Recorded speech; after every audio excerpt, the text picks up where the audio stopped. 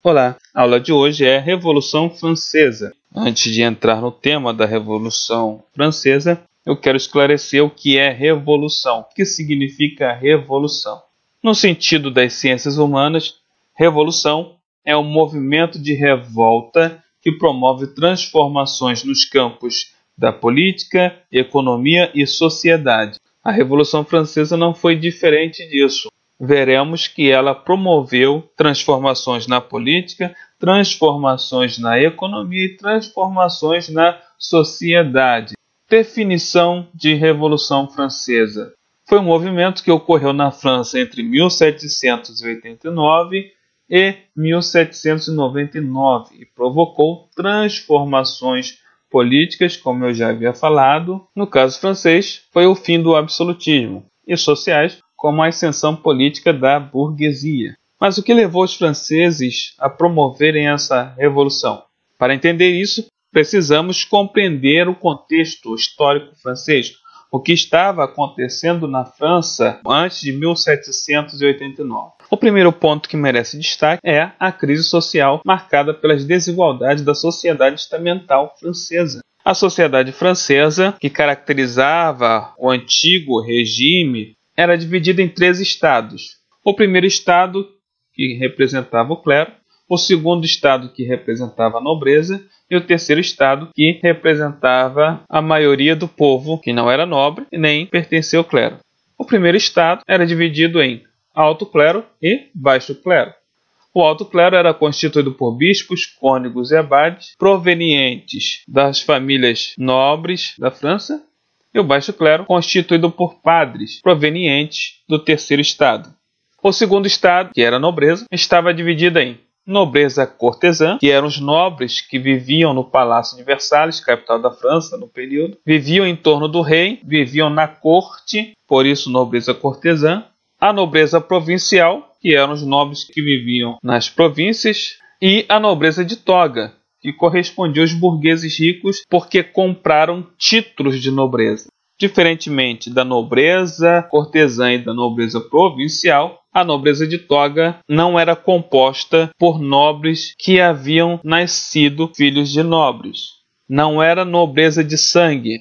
Toga era uma vestimenta, uma peça vestuária. Deram o nome de nobreza de toga justamente porque essa nobreza não era uma nobreza de sangue, mas se vestiam como nobres porque haviam comprado os títulos de nobreza. E o terceiro estado, que correspondia aí à maioria do povo, era dividido em camponeses, os trabalhadores rurais livres ou servos. Por que servos? Porque embora o feudalismo não existisse mais como sistema político, social e econômico na Europa, ainda havia senhores feudais. E servos eram as pessoas que deviam obediência ao senhor feudal. Os sans-culottes, composta por aprendizes de ofício, isto é, pessoas que aprendiam o ofício de sapateiro, o ofício de ferreiro, o ofício de carpinteiro, assalariados e desempregados. A pequena burguesia, composta pelos pequenos comerciantes e artesãos. A média burguesia, composta pelos médicos, advogados, professores e comerciantes, e a alta burguesia, os banqueiros, grandes empresários e grandes comerciantes. Mencionei antes os sans-culottes. Os sans-culottes não foram uma nova classe que surgiu no antigo regime. Sans-culottes foi uma denominação dada pela nobreza para desqualificar todos aqueles que não se vestiam como os nobres. Ressalto, portanto, que os aprendizes de ofício, os assalariados e os desempregados não chamavam a si mesmos de sans-culottes. Nessa imagem nós vemos 2 personagens da Revolução Francesa. Esse personagem do lado esquerdo que está segurando essa bandeirola é o sans-culotte. Observe que a calça não é ajustada ao corpo, é uma calça larga e não é apertada na altura do joelho. Do lado direito, vemos um nobre. Observe que a calça é apertada na altura do joelho. Por isso, sans-culottes eram todos aqueles que não utilizavam esse calção da nobreza. Segunda causa da Revolução Francesa: crise econômica. 3 fatores geraram a crise econômica na França. O primeiro fator foi a baixa produção de alimentos e problemas climáticos que geraram inundações e seca. Isso provocou 3 problemas. O primeiro problema foi o aumento de preços, porque a demanda, a procura pelos alimentos continuou alta. E nesse caso entrou a lei da oferta e da procura. Se a oferta é grande e a procura é pequena, o preço abaixa. Se a oferta é pequena e a procura é alta, a procura é grande, os preços aumentam. E foi isso que aconteceu na França. A quantidade de alimentos ofertada reduziu, porque a produção foi baixa, e a procura continuou alta. Logo, se a procura foi alta, os preços também aumentaram. E, em consequência desse aumento de preços, já que nem todos podem comprar esses alimentos que passaram a custar mais caro, vai haver um aumento da miséria e um aumento da fome.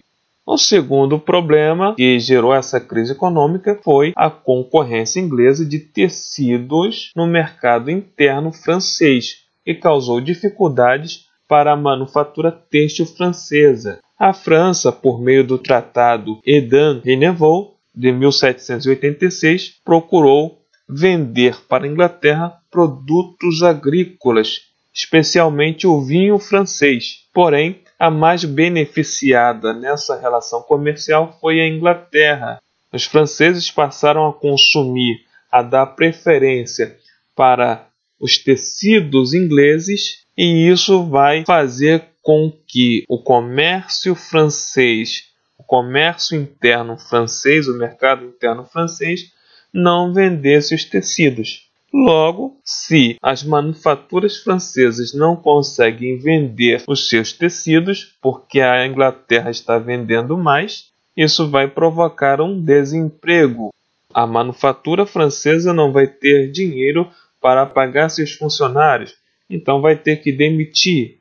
E se há um aumento de desemprego, há também um aumento no número de pessoas famintas, de pessoas que vão passar fome. Essa concorrência inglesa também vai gerar um descontentamento da burguesia que estava ligada à manufatura de tecidos e ao comércio. Logo, essa burguesia, insatisfeita com a redução das suas vendas de tecidos, também vai se revoltar contra a monarquia absolutista do Luís XVI. E o terceiro fator dessa crise econômica vai ser a crise financeira. A crise financeira vai ocorrer por conta das despesas do Estado, que eram maiores do que a arrecadação, isto é, o Estado gastava demais e arrecadava menos. O segundo foi a Guerra dos 7 Anos, que ocorreu em 1756 e 1763 entre Inglaterra e França, e a Guerra de Independência do Zeuá, de 1775 e 1783. Nas duas guerras, a França gastou muito dinheiro. Os gastos militares para manter uma guerra são altos demais.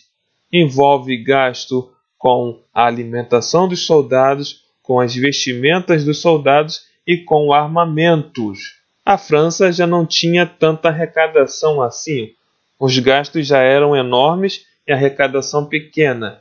Essas despesas aumentam quando a França se envolve no conflito com a Inglaterra. Para resolver esse déficit orçamental, esse déficit público, Luís XVI nomeia Turgot como ministro da Economia. Turgot percebe que não poderia aumentar os impostos sobre o terceiro estado, percebe que não poderia criar novos impostos sobre o terceiro estado, porque o terceiro estado estava sendo o mais afetado pela crise econômica na França. Vimos que muitas pessoas do terceiro estado estavam passando por miséria e fome, e que a burguesia, ligada à manufatura têxtil e ao comércio estava insatisfeita com a política econômica, com os gastos econômicos, com a crise econômica da França. Turgot sugere a Luís XVI